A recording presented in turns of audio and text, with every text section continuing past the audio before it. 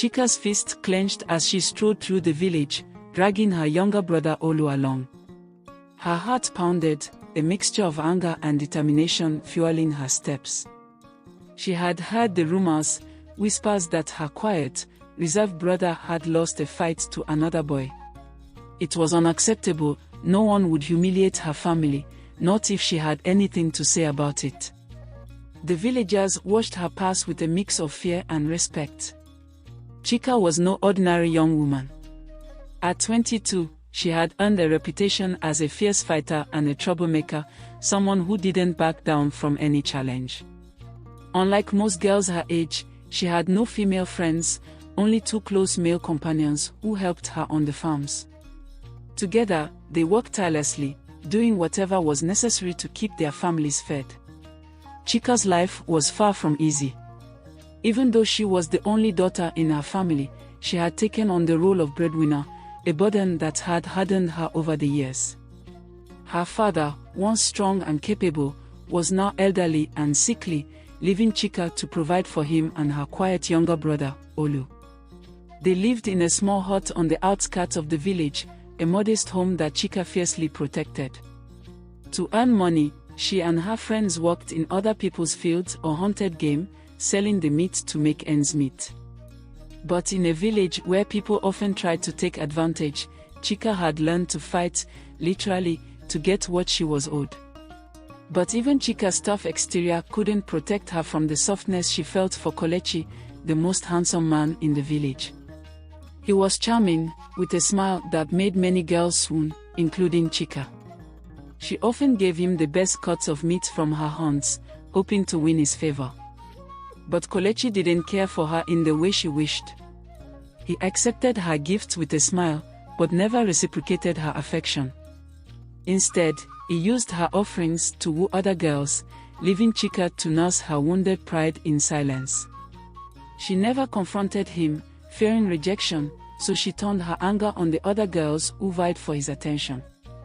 Her heart ached every time she saw him with another girl, but she kept her feelings hidden, bottling up her frustration until it turned into rage.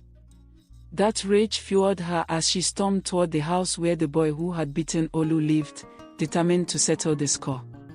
As they neared the house, Olu's steps slowed, his reluctance evident. "Chika, please," he began, his voice trembling. "I don't want to fight."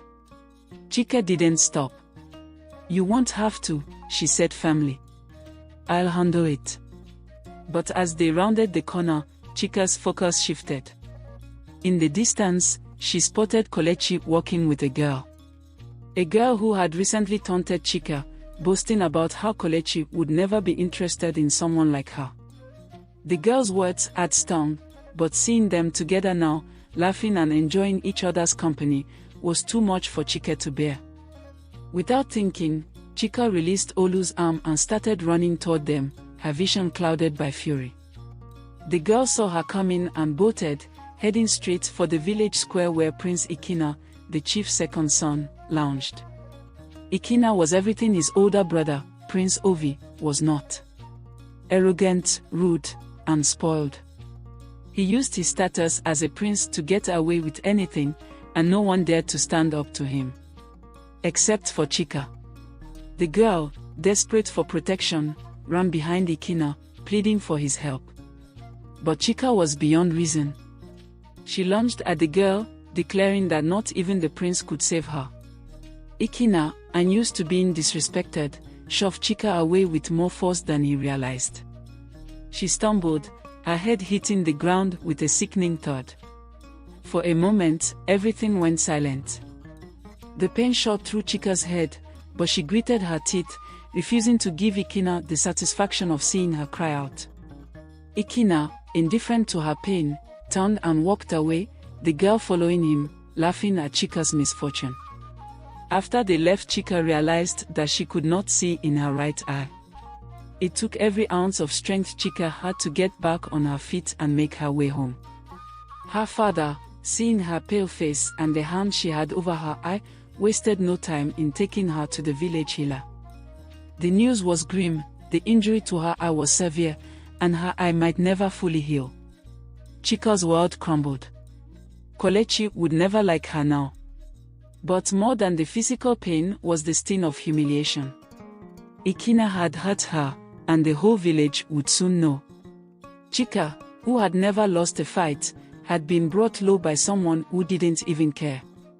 And so, as she sat in the healer's hut, her eye throbbing, she made a vow. She would get back at Ikina, prince or not. Her father, distraught at the thought of his daughter's future, decided to lodge a formal complaint with the chief. The next day, Chika and her father were summoned to the palace. As they entered the grand hall, they saw the chief, the queen, and both princes waiting for them. The chief's face was grave as he began to speak. "Chika," the chief said, his voice heavy with regret, "I've heard about what happened. My son must take responsibility for his actions." Chika's heart pounded as the chief continued, "Ikina will marry you, and in doing so, he will provide for you and your family." The words hit Chika like a blow. Marry Ikina, the man who had hurt her eye? She loved Kelechi, not the spoiled prince. She opened her mouth to refuse, but before she could speak, Ikina jumped to his feet. "I won't marry her," he shouted, his face twisted in anger. But the chief was firm. "If you do not marry her, you will be stripped of your title and exiled from this village. This is not a request, Ikina, it is an order." Ikina's face turned red with fury, but he knew better than to argue with his father. He sat back down, glaring at Chika with hatred in his eyes. Chika's father, though shocked, was relieved. He saw this as an opportunity for his daughter to secure a future, even if it wasn't the one she wanted. The wedding was arranged for the next morning. Chika, her heart heavy, refused to dress up for the occasion. Ikina, equally unwilling, did the same. The ceremony was a somber affair, with only a few elders and Chika's father as witnesses. As soon as it was over, Ikina stormed out, leaving Chika standing alone in the palace throne room. She followed him to their new bedroom, where he sat on the bed, his expression dark and brooding. As soon as she entered, he stood up, his anger spilling over. "Stay away from me," he snapped. "This marriage means nothing to me. Once this blows over, I'll take a second wife, someone who actually suits me. You're not my type, Chika. I like gentle, quiet women, not someone who acts like a man." Chika, her own anger flaring, shot back, "And you're not my type either. I like a man who can walk the fields and isn't a spoiled brat." Their words hung in the air, sharp and cutting. From that day on, their nights were filled with loud arguments that echoed through the palace. During the day, Chika continued to work on her father's farm, refusing to give up the work that had sustained her family for so long. Ikina, meanwhile, brought Adama, the girl he had intended to marry, to the palace. He promised her that once things settled down, he would make her his second wife, urging her to ignore Chika. But despite their constant fighting, something began to change. Chika couldn't help but notice Ikina's growing frustration every time she left the palace to visit her family. And Ikina, despite his stubbornness, found himself missing the fiery energy Chika brought to their home.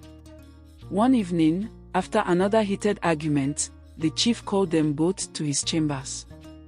He had heard enough of their bickering and issued a final warning: if he heard one more argument, they would both be banished.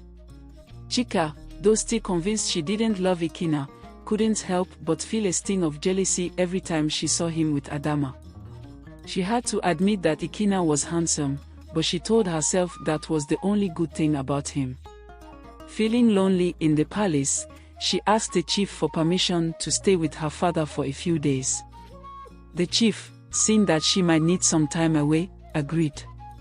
When Ikina noticed Chika's absence that evening, he initially felt relieved. But as the days passed, he found himself missing their banter and the energy she brought to the palace. On the third day, he decided to take a walk with Adama through the village.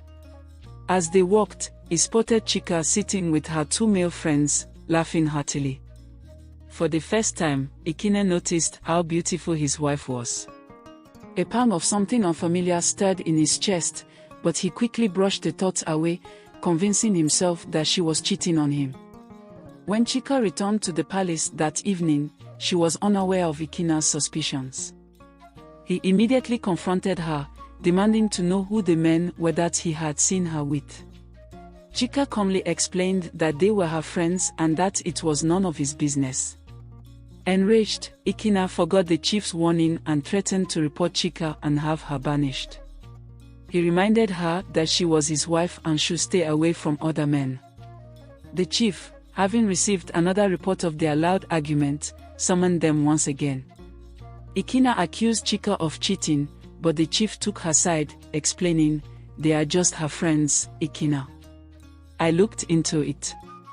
Besides, you plan to take a second wife. Your grandfather, your brother, and I never did out of love and respect for our wives, yet less than a month into your marriage, you are seen around the village with another woman. You didn't even give your marriage a chance." Ikina retorted, "Our tradition allows me to take a second wife." Chika remained silent throughout the exchange, having accepted her fate. She did not plan to love Ikina and intended to avoid him as much as possible.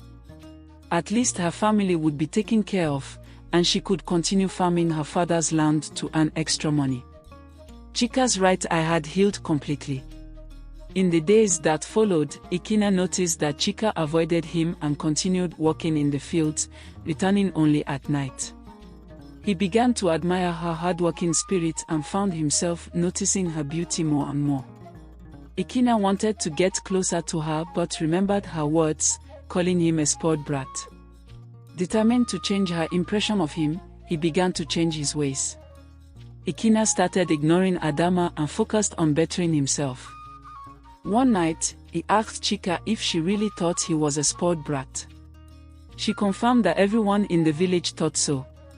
Ikina also expressed his dislike of her fighting, hoping she would change as well. Slowly, Ikina transformed. He stopped mistreating the servants and causing trouble in the village. Chika noticed the changes and, in turn, stopped fighting and visiting the village daily. They began to live in peace, with love gradually growing between them. One morning, Ikina told Chika that he needed to see Adama and that they would talk in the evening. Chika, though heartbroken, nodded with tears in her eyes. Ikina, not noticing her reaction, left to meet Adama. When he arrived, he apologized and told her that he loved his wife deeply and could not marry her. He wished her luck and hoped she would find someone who would love her. That evening, Ikina arranged for a private dinner in the palace garden. He felt it was time to confess his feelings to Chika and make a real effort at their marriage. When Chika arrived, she was unsure of what to expect, but Ikina told her that he loved her. To his surprise and relief, Chika admitted that she loved him too. From that day on, Ikina and Chika lived happily together, their love growing stronger with each passing day. They had both changed, and in the end, they found something real and lasting, a love that neither of them had expected but both had come to cherish.